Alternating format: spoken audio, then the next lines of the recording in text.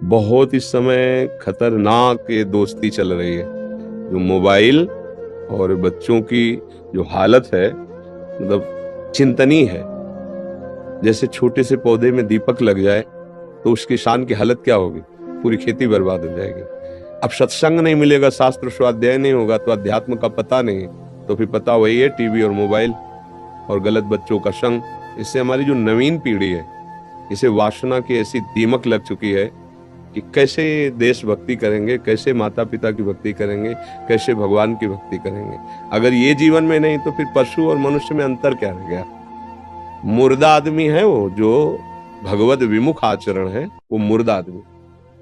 अब छोटे छोटे बच्चे अब जो ऐसी बातें देखेंगे जो संसारिकता बढ़ाने वाली, तो वही चिंतन में आएगा, वही धारा बन जाएगी। इसीलिए हमारे पूर्व में चाहे राजकुमार हो और चाहे गरीब का बालक हो, दोनों को संतों के पास रखा जाता था, गुरुकुलों में, क्योंकि वहां शास्त्रीय शिक्षा, भागवती शिक्षा, बाल्यापन एकदम ब्रह्मचर्य और धर्मयुक्त, तो गृहस्थी में जाकर वही परम पावन गृहस्थ बनते थे। वही साधु सेवी, भगवत सेवी महात्मा उनके गर्भ से प्रकट होते थे।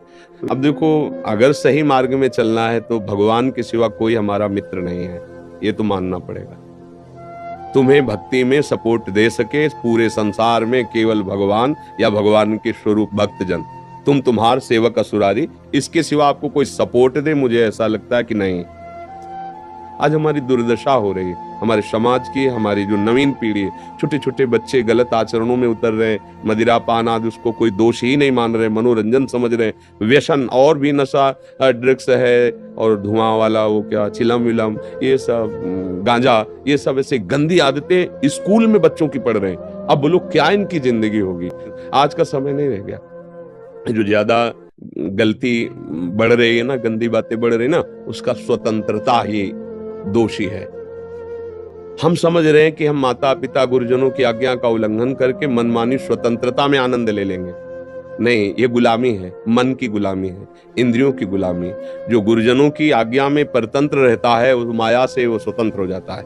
अभय होए जो तुम्हें डराई। जो गुरुजनों से डरता है, उनकी आज्ञा उल्लंघन नहीं करता, माया उससे डरती है। और जो गुरुजन और शास्त्र का अपमान कर देता है, अवहेलना कर देता है, माया बलात् उसको गुलाम बना लेती है। छोटे छोटे विषय, छोटी छोटी इंद्रियों के भोग में वो आसक्त होकर के दुर्गति को प्राप्त होता है। इसलिए बच्चों सावधान।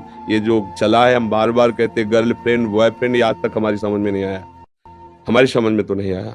क्या वो दोस्त जो हमें पतित होना सिखाए? क्या वो दोस्त जो हमारे साथ जीवन में खिलवाड़ कर दे?